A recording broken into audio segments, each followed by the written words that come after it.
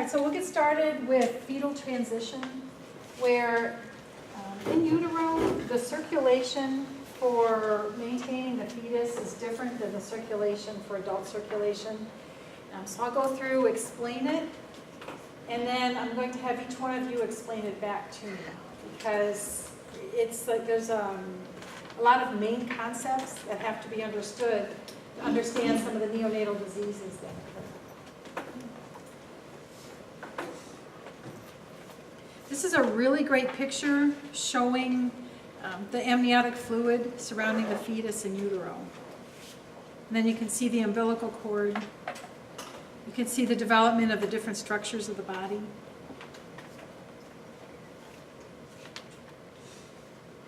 All right, so with fetal blood flow, there's the umbilical blood vessels, there's 3 of them.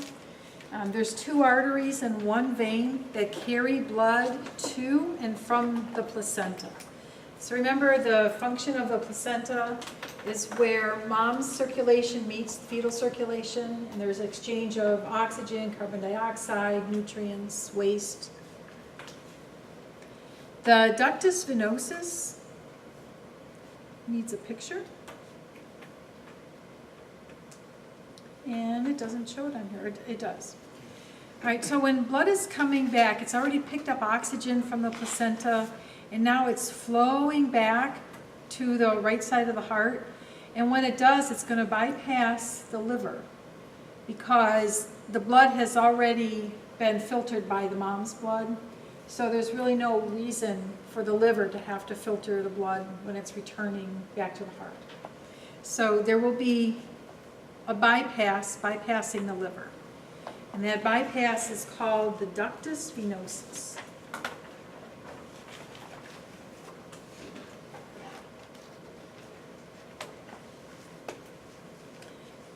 Then there's the foramen ovale. It's an opening between the right atrium and the left atrium, and it's a valve. So the purpose of the valve is in fetal circulation, the pressure in the right atrium is higher than the pressure in the left atrium. And that high pressure in the right atrium is going to push the foramen ovale open. So it's like a flap. It's like a one-way flap.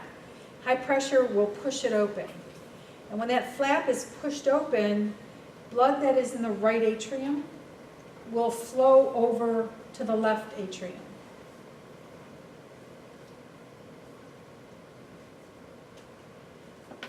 So the foramen ovale is a flap. It goes only one way. The high pressure in the right atrium will push the flap open, push the foramen ovale open, and blood will flow into the left atrium.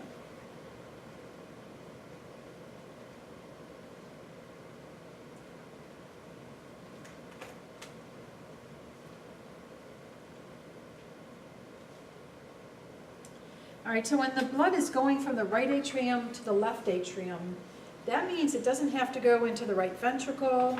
It doesn't go into pulmonary circulation. It just goes from the right atrium over to the left side of the heart, and now it can be distributed to the body. Because remember, it already picked up oxygen from the mom in the placenta. So next is the ductus arteriosus. Oh wait, I didn't show you the flap. So the foramen ovale is between, what have we got here? Between the right atrium and the left atrium. You see an opening here? So there's a flap that gets pushed open because the right atrium has higher pressure in utero than the left atrium, and it pushes the blood over. Am I pointing to the right spot here? Yeah. Okay, yes.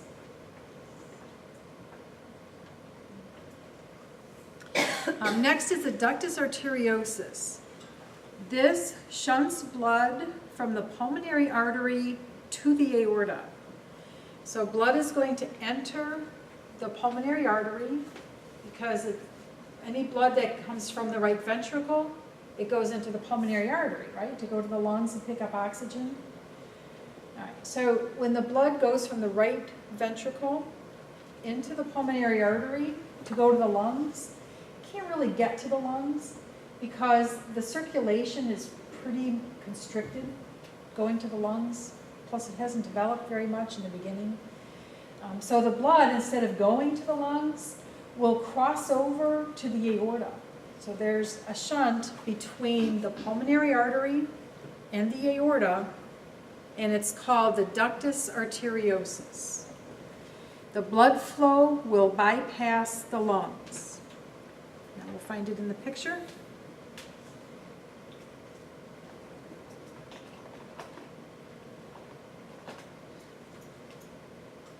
This picture's giving me a hard time here. All right, so blood in the right ventricle. When the heart contracts, it forces blood into the pulmonary artery. So in adult circulation, when the blood enters the pulmonary artery, it just flows over to the lungs, gets rid of its CO2, picks up its oxygen, and then it'll come back to the left heart. In fetal circulation, the blood leaves the right ventricle, gets pumped into the pulmonary artery, and doesn't really end up going to the lungs. Only about 10% of it goes to the lungs. The rest of it is going to cross over this shunt. It's called the ductus arteriosus, and the blood is going to end up in the aorta.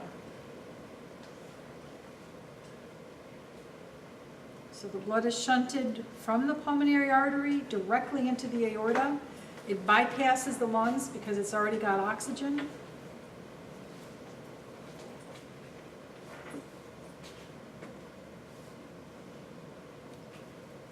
It may not have oxygen.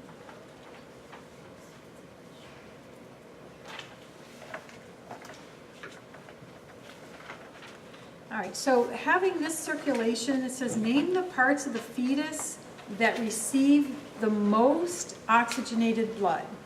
So we're going to look at the picture and try to figure out where most of the oxygenated blood will end up.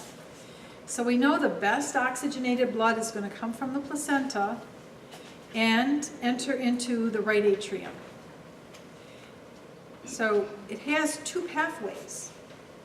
The blood can flow over to the right atrium, or it can flow down into the right ventricle. Most of it will flow directly through to the left atrium and get pumped to the aorta. So I think I just answered your question, didn't I? There's two routes to the aorta, right? So either way, the body's going to be given oxygenated blood, and the brain. Mm-hmm. There's going to be some deoxygenated blood coming back to the heart also. And it's all going to mix up in the right atrium. So remember, you've got your venous blood flow coming from your head into the superior vena cava. Blood from the organs and the extremities coming up the inferior vena cava. So you'll have that deoxygenated blood coming into the right atrium. It's going to mix up with the blood coming back from the placenta. So you're going to have deoxygenated blood and oxygenated blood kind of mixing.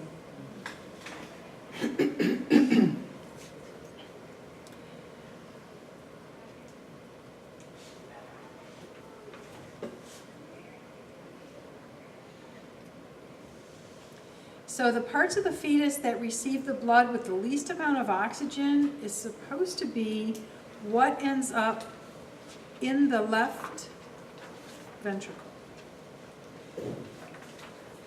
What ends up in the left ventricle? Yes. All right, so we've got oxygenated blood coming from the placenta, going into the right atrium and shunting over to the left atrium. I said it backwards, didn't I? That blood is going to go into the left ventricle and then hit the aorta. So I said it oppositely. The blood in the left ventricle will have the most oxygenated blood coming from the placenta. Then when the heart contracts and the blood goes into the aorta, the most oxygenated blood will end up in the aortic arch and feed the head with the most oxygenated blood. So that's the first response, was the left ventricle and then the arch of the aorta? Yes. Where the most oxygenated Yes. blood is? All right, so I gave you a handout that shows fetal circulation. So I'm going to come around to each one of you and have you explain the route of fetal circulation to me. So you'll explain the two different routes. You're going to explain blood coming from the placenta and ending up in the right atrium, and where blood would go just in general from the right atrium. So those two pathways. So we can stop the camera while I go around the room.